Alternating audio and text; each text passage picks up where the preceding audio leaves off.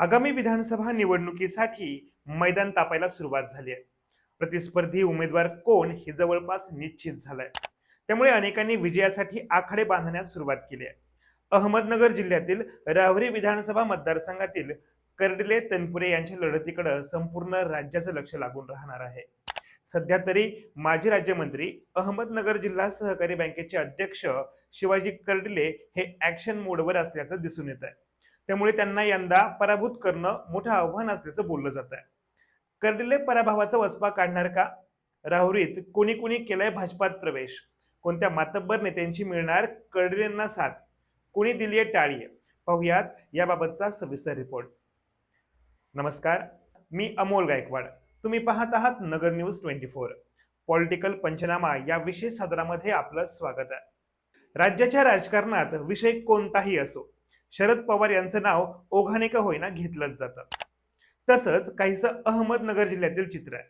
विषय कोणताही असो, शिवाजी कर्डिले यांच्या नावाची चर्चा होणारच। नगर बाजार समिती निवडणूक असो, जिल्हा परिषद, अहमदनगर जिल्हा सहकारी बँक निवडणूक असो, विधानसभा असो, लोकसभा असो, या प्रत्येक निवडणुकीत जिल्ह्याच्या राजकारणात भाजपा नेते, जिल्हा बँकेचे अध्यक्ष शिवाजी कर्डिले साहेब यांची भूमिका किंग मेकरची ठरते। ते यापूर्वीच अनेक उदाहरणातून दिसून आलाय। निर्भीडपणा आणि सर्वसामान्यांचा प्रश्न लिलया सोडवणारा नेता अशी कर्डिले यांची ओळख निर्माण झाली आहे। कर्डिले साहेबांच्या टोपीखाली दडलंय काय याचं कोड आम्हास अद्यापही समजलं नाही, असं विधान जिल्हा बँकेच्या निवडणुकीनंतर राज्याचे भाजपाचे नेते उपमुख्यमंत्री देवेंद्र फडणवीस यांनी मध्यंतरी केलं होतं। तसेच खुद्द प्रधानमंत्री यांची राहुरीत प्रचार सभा त्यांनी घेतली होती। यावरूनच कर्डिले हे जिल्ह्यातच नव्हे तर राज्यात कितीतरी पॉप्युलर आहेत असं दिसून येतं। लोकसभेपाठोपाठ आता विधानसभा निवडणुकीचा धुराळा उडण्यास सुरुवात झाली आहे। मैदानही तापायला सुरुवात झाली आहे। महाविकास आघाडी आणि महायुतीत जागा वाटपासाठी जोर बैठका सुरू झाल्यात।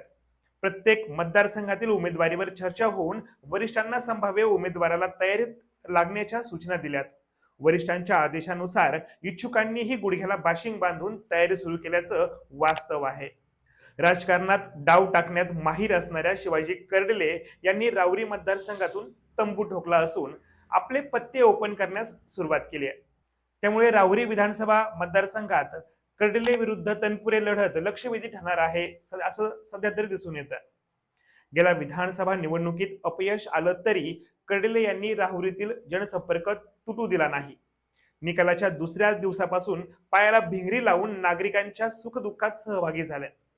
सरकार दरबारी आपले वजन वापरून विकास कामांसाठी निधी आणला। आमदार नसतानाही त्यांनी राहुरी नगर विधानसभा मतदारसंघात आणलेला विकास कामांचा निधी हा सध्या चर्चेचा विषय ठरलाय। निर्भीड आणि सर्वसामान्यांची कामे लिलया करणारा नेता म्हणून कर्डिले यांच्याकडे पाहिलं जातं। त्यामुळे विधानसभा निवडणुकीच्या तोंडावर राहुरीतील अनेक गावांमधून महाविकास आघाडीचे पदाधिकारी कार्यकर्ते शिवाजी कर्डिले यांच्या नेतृत्वाखाली भाजपात प्रवेश करत आहेत। नुकताच राहुरीतील ताराहाबाद, वळण, बारागाव, नांदूर, बारटेक वस्ती, शेंडी, जेऊर, बहिरवाडी व ससेवाडी येथील बहुसंख्य कार्यकर्त्यांनी पालकमंत्री राधाकृष्ण विखे पाटील व शिवाजी कर्डिले यांच्या उपस्थितीत भाजपात प्रवेश केला।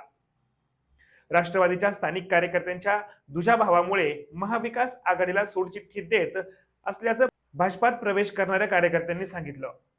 भाजपमध्ये कार्यकर्त्यांना काम करण्याची संधी चांगली आहे। लाडकी बहीण योजना, वयोश्री, विश्वकर्मा अशा योजना सामान्य जनतेला दिलासा देणाऱ्या ठरल्या आहेत। त्यामुळे जनतेचा कल भाजपकडे आहे। राहुरी तालुक्यातील भाजपमध्ये प्रवेश केलेल्या कार्यकर्त्यांना मान सन्मान मिळेल असे पालकमंत्री राधाकृष्ण विखे पाटील म्हणालेत। गेल्या महिनाभरापासून राहुरीत अनेक गावांमधून शेकडो तरुणांनी भाजपात प्रवेश करत कर्डिले यांचे नेतृत्व मान्य केल्याची सध्या तरी दिसून येत आहे। त्यामुळे राहुरी मतदारसंघात कर्डिले यांची जनतेसोबत असलेली नाळ अजूनही कायम असल्याचं दिसून आलंय। आगामी राहुरी विधानसभा मतदारसंघात कर्डिले कोणता डाव टाकणार? तरुण का होतायत भाजपकडे आकर्षित?